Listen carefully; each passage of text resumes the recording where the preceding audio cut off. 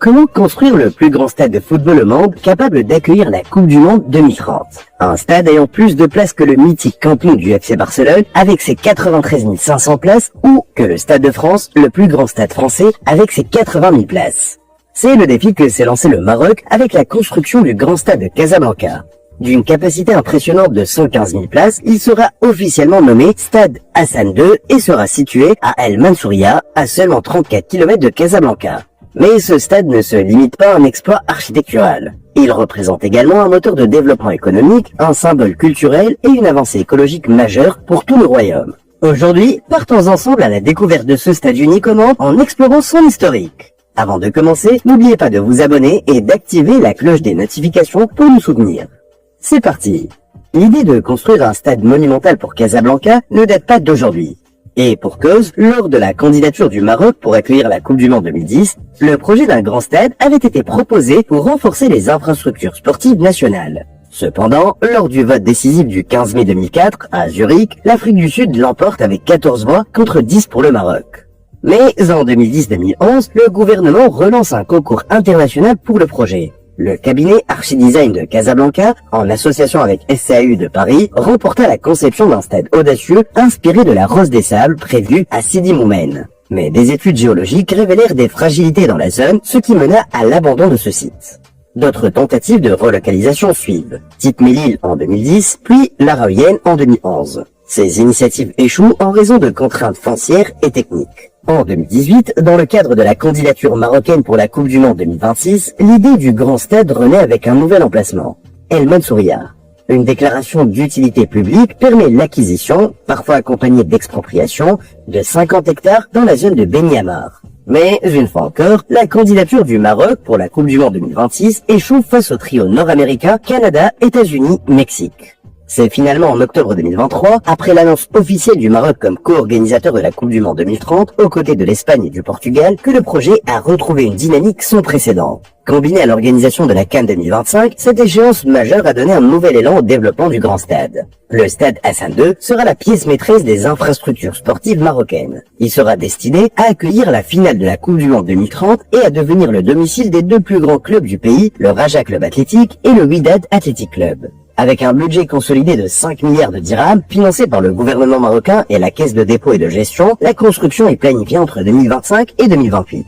L'ambition est claire. Doter le Maroc d'un stade exceptionnel et polyvalent, capable d'accueillir des finales internationales prestigieuses tout en remplaçant le stade Mohamed V comme centre névralgique du football marocain. Pour rappel, le stade Mohamed V, situé également à Casablanca, a une capacité de plus de 45 000 places. Inauguré en 1955 sous le nom de stade Marcel Cerdan, il fut rebaptisé en 1981 et en hommage au roi Mohamed V. Le stade Hassan II s'articulera autour de 3 objectifs majeurs. Premièrement, fournir une enceinte moderne conforme aux normes FIFA pour accueillir les matchs de la Coupe du Monde 2030. Deuxièmement, stimuler l'économie nationale en générant des retombées économiques et des emplois directs et indirects liés aux grands événements sportifs, culturels et touristiques. Troisièmement, intégrer harmonieusement le stade dans un complexe sportif de 100 hectares comprenant diverses infrastructures modernes. En plus de ces objectifs ambitieux, le projet devra respecter l'environnement car il sera situé au cœur de la forêt de Ben Slimane, un trésor naturel. Une fois ces objectifs définis, l'étape suivante s'impose.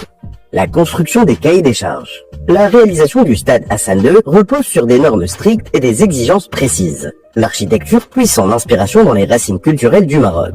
Il a été conçu par Tariq Oualalou, un architecte franco-marocain, cofondateur de l'agence Oualalou & Choi, basée à Paris et Casablanca. Parmi ses réalisations notables figurent le musée de Volubilis, le centre culturel du Maroc à Paris, le village COP22 des Nations Unies à Marrakech et le pavillon du Maroc pour l'Expo 2020 de Dubaï. Et, grâce à lui, le stade rendra hommage à des symboles emblématiques comme le moussem, la tente et le jardin marocain. Le design du stade s'intègre harmonieusement à la topographie et au paysage naturel environnant, incarnant la tradition d'hospitalité marocaine.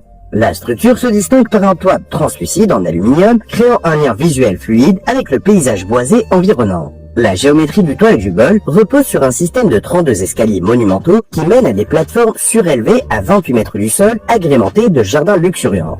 Le stade présente également deux extrémités composées de 3 niveaux compacts et abrupts, offrant une expérience immersive à 29 500 spectateurs par extrémité. Enfin, 5 niveaux d'hospitalité le long des tribunes principales sont prévus pour accueillir jusqu'à 12 000 visiteurs, assurant ainsi une expérience unique et de qualité pour les hôtes et spectateurs. Les espaces exclusifs du stade Hassan II incluront des zones VIP, VVIP, des salons privés ainsi qu'une loge royale. Le cahier des charges prévoit également un accès optimal grâce à un réseau routier densifié et modernisé. 3 routes majeures permettront d'accéder au site. L'autoroute A1, la route nationale N1 et son intersection avec la route nationale N23 ainsi que la route régionale 313 qui reliera Mohamedia à Ben Slimane. Des travaux d'aménagement sont également planifiés pour améliorer la connectivité. Il s'agit notamment de la construction d'une autoroute continentale de 60 km parallèle à la 1 ainsi que de l'élargissement de certaines routes et la construction de ponts et intersections. 3 entrées principales desserviront le stade et 4 zones de stationnement extérieur pourront accueillir jusqu'à 10 463 voitures sur une superficie totale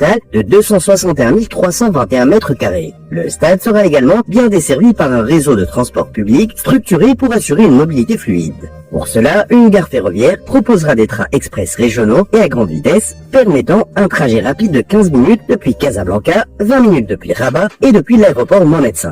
Le tramway couvrira 73,5 km avec 109 stations et transportera jusqu'à 53 000 passagers par heure.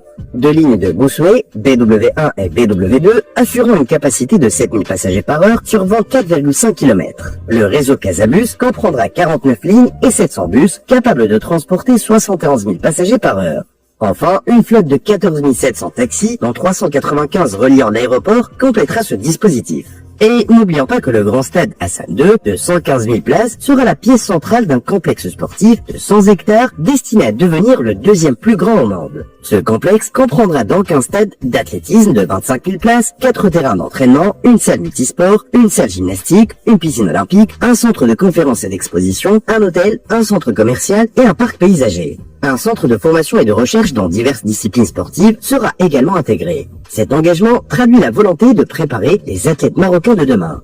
Le budget prévisionnel alloué à la construction du stade Hassan II est de 5 milliards de dirhams marocains, soit environ 478 millions d'euros. Ce montant comprend l'ensemble des études techniques, les honoraires des architectes, ainsi que les travaux de construction et l'aménagement des infrastructures environnantes. La conception du stade est assurée par le consortium Tariq Oualalou, Populous et Maface Engineering. Aux côtés de Maface Engineering, les sociétés d'ingénierie ME Engineering, Reader Levitt Bucknell, Momentum et Sepsi font également partie de l'équipe de conception. Le coût est estimé à 4,75 millions de dirhams marocains pour les études et 199,3 millions de dirhams marocains pour les prestations techniques. Certaines personnes estiment que les fonds publics alloués à ce projet pourraient être mieux utilisés pour des initiatives sociales ou environnementales plus urgentes. Mais au-delà de cet aspect budgétaire, c'est surtout l'aspect environnemental qui retient l'attention. Le stade Hassan II sera l'un des 6 stades marocains retenus pour accueillir la Coupe du Monde aux côtés de ceux de Rabat, Agadir, Marrakech, Fès et Tanger. Il sera le seul nouveau stade parmi les 20 sélectionnés. 3 d'entre eux se situeront au Portugal, dont 2 à Lisbonne et 1 à Porto, tandis que 9 autres stades seront répartis en Espagne, avec 2 à Madrid, 2 à Barcelone, ainsi que ceux de Malaga, Las Palmas, La Corogne, Saint-Sébastien, Bilbao, Saragosse et Séville. 3 matchs se dérouleront également au Paraguay, en Uruguay et en Argentine. Ce mondial est déjà critiqué pour son impact écologique colossal. Mais qu'en est-il du stade lui-même? Rappelons que le stade est situé au cœur de la forêt de Ben Slimane, une zone naturelle protégée d'une superficie de 58 000 hectares. Ce milieu est riche en biodiversité et représente 25% de la superficie boisée de la région. La forêt de Ben Slimane abrite une grande variété d'écosystèmes comprenant des forêts, des lacs, des grottes, des collines, des cours d'eau et des vallées verdoyantes. Cela en fait un lieu propice à l'épanouissement d'une faune et d'une flore rares, voire endémiques du Maroc. Le risque de perturbation de l'écosystème local est donc bien réel. La construction du stade sur un terrain de 100 hectares pourrait impacter l'environnement naturel de la région, notamment la faune et la flore locale. Bien que le design du stade s'efforce de s'intégrer harmonieusement à son environnement, peu d'informations sont disponibles sur les mesures écologiques concrètes mises en place pour limiter les effets négatifs possibles de cette construction. Cela demeurera un point à surveiller de près. Toutefois, cette forêt est considérée comme un véritable trésor national et peu de critiques ont émergé à ce jour concernant son impact direct, ce qui est pour le moment bon signe. Intéressons-nous maintenant à l'état d'avancement du projet et aux étapes clés déjà réalisées. Depuis octobre 2023, le projet du stade Hassan II est officiellement lancé. Plusieurs étapes majeures ont été déjà franchies. En mars 2024, le groupement dirigé par l'architecte marocain Tariq Oualalou remporte le concours qui marque le début des études techniques. Le 12 août 2024, la SGTM est chargée de travaux de terrassement prévus sur une durée de 4 mois. Selon Fouzi Lekja, les travaux principaux devaient débuter fin décembre 2024 et devraient durer 2 ans. Parallèlement, les infrastructures routières et les réseaux de transport public sont déjà en phase de modernisation. La livraison finale du stade est prévue pour 2028, après la CAN 2025, mais bien avant le coup d'envoi de la Coupe du Monde 2030. Le grand stade de Casablanca, ou stade Hassan II, sera donc une véritable fierté pour le Maroc lors des grands événements sportifs. Avec ses 115 000 places, il deviendra le plus grand stade au monde, surpassant ainsi le stade du 1er mai de Pyongyang avec ses 114 000 places et le légendaire Camp Nou avec ses 93 500 places. Voilà, c'est tout pour aujourd'hui.